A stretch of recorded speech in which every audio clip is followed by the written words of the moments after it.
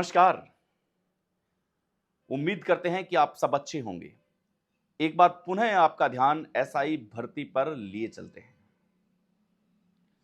हनुमान बेनीवाल ने यह आगाज कर दिया है कि अगर दिल्ली जाने की हमने ठान ली तो फिर जो जयपुर में आपने रैली देखी उससे डबल ट्रिपल संख्या में दिल्ली की ओर कूच करेंगे। इससे सबसे बड़ा संदेश ये है कि हनुमान बेनीवाल ने ये ठान लिया है कि अब झुकेंगे तो नहीं, क्योंकि झुकना तो नहीं चाहिए। अब लगातार शहीद स्मारक पर धरना चल रहा है। समय 50 दिन से ऊपर का हो चुका है। बड़ी बड़ी बातें उस मंच से बेनीवाल की ओर से बोली जा चुकी हैं। लेकिन अगर अब सारी बातें ठंडी रही और ये भर्ती रद्द नहीं हुई तो हनुमान बेनीवाल को आने वाले चुनाव में मुंह की खानी पड़ सकती है। यह हमारा विश्लेषण कहता है कि अगर यह भर्ती रद्द नहीं होती तो हनुमान बेनीवाल के साथ कम से कम यह तो तय किया जा सकता है कि विधानसभा क्षेत्र में इस बार नेगेटिव पॉइंट्स रहेंगे। विपक्ष उन पर हावी रहेगा और विपक्ष यह कहेगा कि हनुमान बेनीवाल ने किया ही क्या। वो बिना सोचे समझे किसी भी धरने को आग देते हैं, कोई भी धरना लगा देते हैं, लेकिन वो क्या धरना अपनी तय सीमा तक पहुंचता है? क्या उस निष्कर्ष तक पहुंचता है जिस निष्कर्ष तक पहुंचना चाहिए?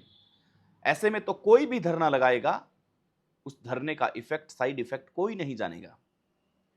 यह सबसे बड़ी बात कि विपक्ष उन्हें घेर लेगा। हनुमान बेनीवाल को यह भी चिंता सता रही है कि अगर भाजपा सरकार ने उनकी नहीं सुनी और एसआई भर्ती यथावत रही तो उसके विरोधी और ज्यादा बढ़ जाएंगे और इस चुनाव में जो कनिका बेनीवाल की चुनाव रिजल्ट का असर देखने को मिला, चाहे वो फिर नया चेहरा हो या फिर हनुमान बेनीवाल के परिवार से कोई चेहरा हो, उन्हें यह देखने को मिलेगा ही मिलेगा।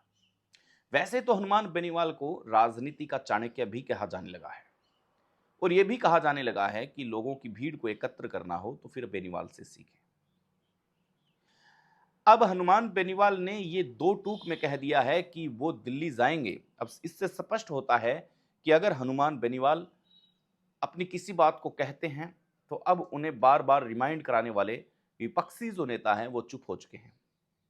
आजकल आपने ये देखा होगा कि विपक्ष के नेता हनुमान बेनीवाल पर टीका टिप्पणी करने से बचते हैं। उन्होंने बार बार लगातार आवाज उठाई। आवाज उठाने के बाद में लोगों के साथ संपर्क किया, बहुत बड़ा रेला निकाली जयपुर के अंदर। लेकिन अब हनुमान बेनीवाल ने ये बातों ही बातों में, इशारों ही इशारों में भाजपा सरकार को ये नसीहत दे डाली है, भजनलाल सरकार को ये मैसेज कर दिया है कि अब हम दिल्ली की ओर कूच करेंगे और जब दिल्ली की ओर कूच करेंगे तब क्या हश्र होगा वो आप खुद सोच लें। हनुमान बेनीवाल ने यह स्पष्ट कर दिया है कि वो दिल्ली जाकर के रहेंगे अगर एसआई भर्ती पर अगर इसी प्रकार की अनियमितता पाई जाती है और उसे रद्द नहीं किया जाता है। सरकार मौन रहती है क्योंकि हनुमान बेनीवाल का संघर्ष बहुत लंबा हो चुका है। सोचा होगा लोगों ने कि 10 दिन 20 दिन की बात होगी, लेकिन यहां पर 2 महीने से ज्यादा का समय होना एक सांसद के लिए, जो मौजूदा सांसद है उसका यथावत धरना चल रहा है, उसे क्षेत्र की कई समस्याएं सुननी होती है, उसे दिल्ली भी जाना पड़ता है, लेकिन फिर भी हर शाम रोज धरने में भी उपस्थित होना, सोचिए कि कितना बर्डन होगा। इसलिए अब हनुमान बेनीवाल ने यह तय कर लिया है कि अब शायद सरकार उसकी नहीं सुन रही है।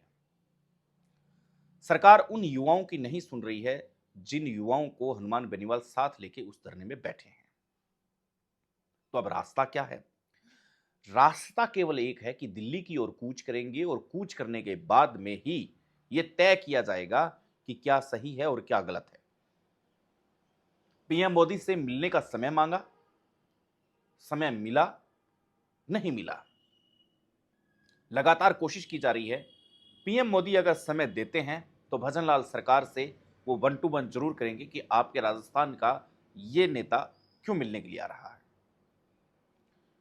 क्योंकि मोदी के पास जितने भी आईपीएस अधिकारी हैं जो उनके डेकोरम को देखते हैं, वो इस बात से जरूर अवगत कराएंगे कि मोदी जी, जो राजस्थान से व्यक्ति आपसे मिलने का समय मांगा है उनके सलाहकार हैं, वो इस मुद्दे पे मिलने के लिए आ रहे हैं।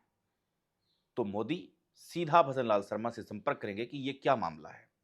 तब भजन लाल शर्मा ने भी ये तैयारी कर ली है कि अगर हनुमान बेनीवाल अगर दिल्ली में पीएम मोदी से मिलने जाते हैं और उन्हें समय मिलता है तो दिल्ली से उनके पास एक कॉल आएगा कि ये क्या माजरा है।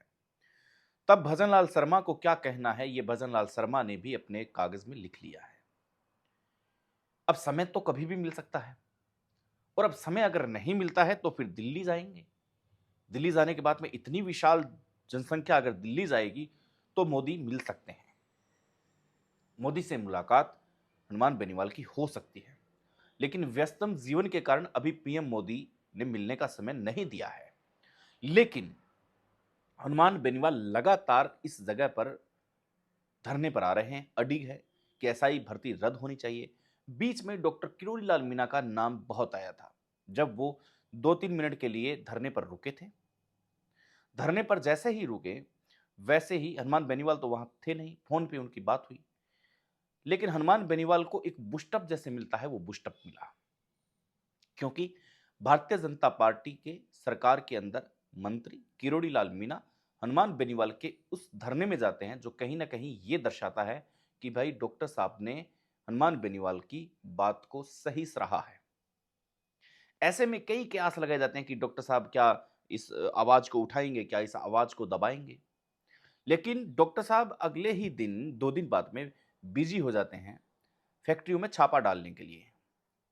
किरोड़ी लाल मीणा को एक अलग फेम मिल जाता है, लोग उन्हें कॉपी करने लग जाते हैं, कई मिनिस्टर बाहर के भी कॉपी करते हैं। डॉक्टर किरोड़ी लाल मीणा उधर बिजी हो जाते हैं, लेकिन हनुमान बेनीवाल ने फिर भी हिम्मत नहीं तोड़ी। सचिन पायलट का भी बोलना कि ठीक है ये भंग होनी चाहिए, ये आरपीएससी जो भी मांगे हैं वो जायज है। अब विपक्ष के नेता ये सोच रहे हैं कि हनुमान बेनीवाल आखिर किस मिट्टी का बना हुआ है, लगातार 50-60 दिन हो गए धरना जारी है। अब विपक्ष ये सोच रहा है कि कहीं ना कहीं ये उनकी बात अगर खारिज हो जाए तो फिर उन्हें पॉइंट बनाने में नंबर मिलेंगे।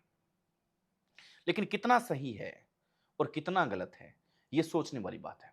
एसआई भर्ती रद्द होगी या नहीं होगी, ये भी एक भविष्य के गर्भ में छुपा हुआ वो प्रश्न है जिसका उत्तर नहीं मिला है। मिलते हैं आपसे नई एपिसोड के साथ, तब तक के लिए नमस्कार, जय